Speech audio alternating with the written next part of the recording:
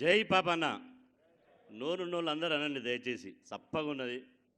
జై Papanna. Thank you. ఈరోజు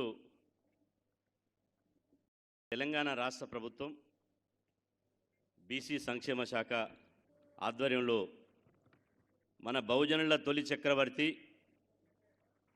సర్దార్ సర్వాయి పాపన్న 374వ జయంతిని ఇంత పెద్ద ఎత్తున రవీంద్ర భారతిలో నిర్వహిస్తున్నందుకు ఒకసారి చప్పట్ల ద్వారా ప్రభుత్వానికి అభినందన తెలియజేద్దాం.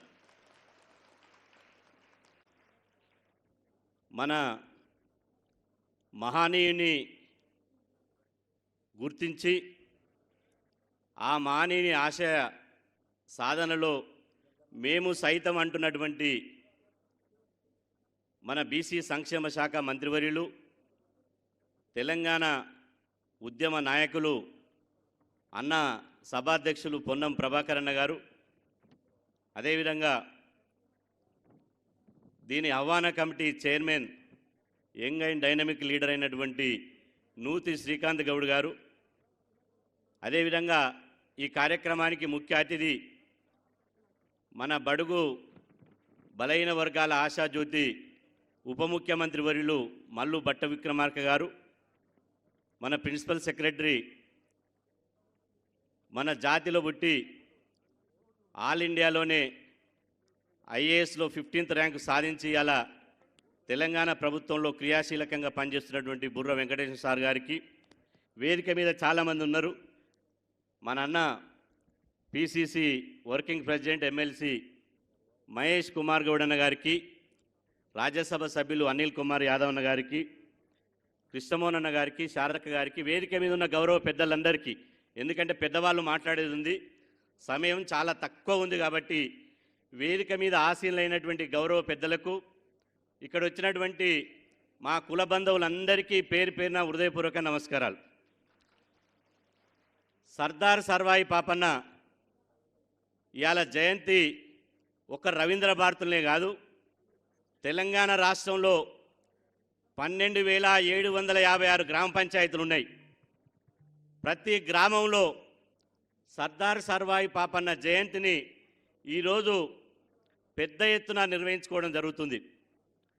అసలు ఎవరి పాపన్న, ఎందుకు ఇంత పెద్ద ఎత్తున స్పందన ఉంది, ఎందుకు ఈ జయంతి చేయాలనే దాని మీద చాలామంది మాట్లాడారు. నేను ఎక్కువ మాట్లాడకుండా ఇవాళ క్షత్రియుడే కత్తి పట్టాలే, క్షత్రియుడే రాజ్యమేలాలే, క్షత్రియుడే రాజు కావాలనే ఒక మనువాద సిద్ధాంతాన్ని పటాపంచలు చేస్తూ, క్షత్రియుడు కాదురా కత్తి మేము కూడా పడతాం, ఈ రాజ్యాన్ని ఏలే మొనగాళ్ళ మేము అని చెప్పి ఇవాళ మొఘలు సామ్రాజ్యం మీద 374 సంవత్సరాల క్రితమే ఇవాళ గోల్కొండ కోటకు ఇవాళ బారు తన సైన్యాన్ని దండుగట్టి గోల్కొండ కోటను ఏలినటువంటి ఈ భారతదేశంలోనే తొలి బహుజన చక్రవర్తి మన సర్దార్ సర్వాయి పాపన్న అని చెప్పి సందర్భం గుర్తు చేస్తున్నా. మన తెలంగాణ గడ్డ మీద ఇవాళ పుట్టి అమ్మ కళ్ళమిటేమొస్తుంది, తాళ్ళెక్కిటేమొస్తుంది, కొడితే గోల్కొండ కోటనే కొట్టాలి, ఏలితే ఈ రాజు ఈ రాజ్యాన్ని ఏలాలని చెప్పినటువంటి గొప్ప నాయకుడు మన పాపన్న అని చెప్పి సందర్భం గుర్తు చేస్తున్నా. ఇట్లాంటి పాపన్న చరిత్రను ఇవాళ మనం అందరం గుర్తుపెట్టుకొని వారి జయంతిని జరపడం అంటే పాపన్న ఆశయాలను ముందుకు తీసుకుపోవడం అవుతుంది. పాపన్న మన జాతిలో పుట్టడం మనం అందరం చేసుకున్న అదృష్టంగా భావించాలి అని చెప్పి సందర్భం గుర్తు చేస్తున్నా. అట్లాంటి పాపన్న ఆశయాలను మనకు ఈ ప్రభుత్వం నిజంగా అదృష్టవంతులం. బీసీ వెల్ఫేర్ సంక్షేమ శాఖకు ఒక ఉద్యమ నాయకుని, అదేవిధంగా ఒక బీసీ కమిట్మెంట్ ఉన్నటువంటి నాయకుని మంత్రిగా చేయడం మూలంగా గతంలో ఎన్నడూ లేని విధంగా, నేను ఏ పార్టీ కాదు కానీ గతంలో ఉన్న బీసీ సంక్షేమ శాఖ మంత్రి నిద్రపోయిండా మెలకతోటి ఉండా అర్థం కాకపోయేది. కానీ ఇప్పుడు బీసీ సంక్షేమ శాఖ మంత్రిగా పొన్నం ప్రభాకర్ గారు, ప్రిన్సిపల్ సెక్రటరీగా వెంకటేశ్వర సార్ వచ్చిన తర్వాత బీసీల అభివృద్ధి గురించి బడ్జెట్ విషయంలో కానీ కులగణన విషయంలో కానీ ఇలా అన్ని విషయాల్లో కూడా చాలా ఫాస్ట్గా మన బీసీ జాతి కోసం అహర్నిశలు కృషి చేస్తూ కష్టపడుతున్నటువంటి మనకు వాళ్ళు దొరకడం మన బీసీ జాతి అదృష్టంగా ఈ సందర్భంగా మీ అందరి తరపున వారికి ప్రత్యేకంగా ధన్యవాదాలు తెలియజేస్తున్నాం.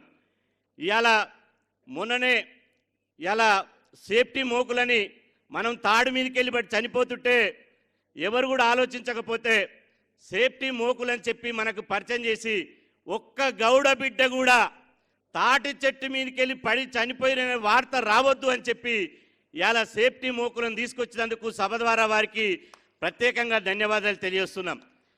ఇవాళ మేనిఫెస్టోలో అవి చాలా ఉంటాయి, కానీ మేనిఫెస్టోలో ఉన్నట్టు అందరూ కింద ఉన్నవాళ్ళు రాష్ట్రంలో ఉన్నవాళ్ళు ఏకైక ఆకాంక్ష ఏంటంటే మా పాపన్న చరిత్ర భవిష్యత్ తరాలకు నిలబడాలంటే ఇలా వారి చరిత్రను ముందుకు తీసుకుపోవాలంటే వారు పుట్టి పెరిగినటువంటి జనగామ జిల్లాకు పాపన్న జిల్లాగా పేరు పెట్టాలని చెప్పి రాష్ట్రంలోని కోట్లాది మంది ఆకాంక్ష. కాబట్టి ఈ వేదిక ద్వారా ప్రభుత్వానికి మీ అందరి తరఫున విజ్ఞప్తి చేస్తున్నాం.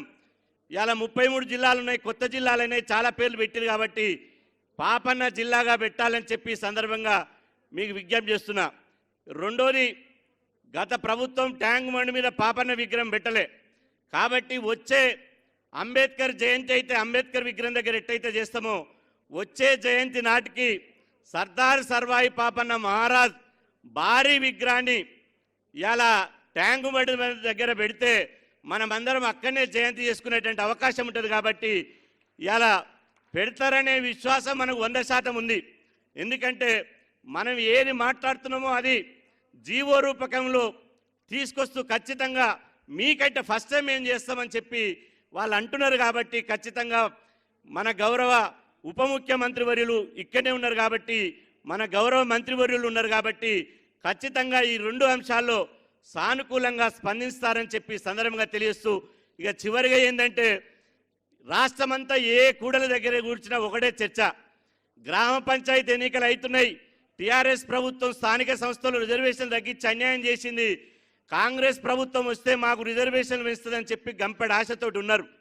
ఇవాళ గొప్ప అవకాశం ఏంటంటే కులగణన చేయాలని చెప్పి ఇది వేదిక కాకపోయినా గౌరవ పెద్దలు రాహుల్ గాంధీ గారు దేశవ్యాప్తంగా కులగణన చేయాలని చెప్పి రాహుల్ గాంధీ గారు దేశంలో 70 కోట్ల మంది బీసీల తరపున వారు గొంతు వినిపిస్తున్నందుకు ఒకసారి రాహుల్ గాంధీ గారికి చప్పట్ల ద్వారా ప్రత్యేకంగా ధన్యవాదాలు తెలియజేస్తున్నాం. ఇదే సమయంలో ఇక్కడ కూడా గౌరవ మంత్రివర్యులు పొన్నం ప్రభాకర్ గారు వారు అసెంబ్లీలో చెప్పారు, నా అదృష్టం నా జాతి కోసం నేను ఈ ప్రవేశపెట్టే అవకాశం వచ్చిందని వారు చెప్పారు. కాబట్టి అసెంబ్లీలో తీర్మానం చేశారు, క్యాబినెట్లో తీర్మానం చేశారు, జీవో నెంబర్ 26 కూడా తీసుకొచ్చారు. కాబట్టి గ్రామ పంచాయతీ ఎన్నికల ముందే కులగణన చేసి బీసీ రిజర్వేషన్లు 42% పెంచాలని చెప్పి ఈ వేదిక ద్వారా గౌరవ రాష్ట్ర ప్రభుత్వాన్ని, గౌరవ ఉప ముఖ్యమంత్రి, గౌరవ మంత్రివర్యుల్ని మీ చప్పట్ల ద్వారా మరొకసారి విజ్ఞప్తి చేస్తూ టాడీ పేపర్ కార్పొరేషన్ కూడా వేయలేదు. మొన్న కార్పొరేషన్ చైర్మన్ లేచారు, అభినందనీయం. సామాజిక న్యాయం కూడా చేయాలి రాహుల్ గాంధీ గారు చెప్పినట్టు. ఈ గీత కార్పొరేషన్ కూడా ఇలా ఒక బీసీ ఒక గౌడ బిడ్డకు వచ్చే విధంగా అవకాశం వచ్చే విధంగా చూడాలని చెప్పి ఈ సందర్భంగా తెలుస్తూ చివరిగా చెప్పేది ఏంటంటే ఒకసారి మన బండ్ల మీద మన కార్ల మీద ఎవరెవరో స్టిక్కర్లు అతుకు పెట్టుకుంటాం. మన బండ్ల మీద ఎవరి స్టిక్కర్లు ఉండొద్దు. మన ఇంట్లో దేవుని పక్క పంటి మనకు బైక్ ఉంటే కారు ఉంటే ఎవరున్నా బీసీ బిడ్డలు గౌడ బిడ్డలు సర్దార్ సర్వాయి పాపన్న స్టిక్కర్ అతుకు పెట్టుకోవాలి. ప్రతి ఇంట్లో ఫోటో ఉండాలి. ఊరికొక సర్వాయి పాపన్న పుట్టాలి, ఇంటికొక సర్వాయి పాపన్న పుట్టాలి. అప్పుడే సర్వాయి పాపన్న కలలు కన్నటువంటి రాజ్యం వస్తుందని చెప్పి సందర్భంగా తెలియస్తూ ఈ అవకాశం ఇచ్చినటువంటి ఆహ్వాన కమిటీకి ప్రత్యేకంగా ధన్యవాదాలు తెలుపుకుంటూ సెలవు తీసుకున్నాను. అసలైన తొలి వెలుగు. ఫాలో వాట్సాప్ @తొలి వెలుగు అఫీషియల్.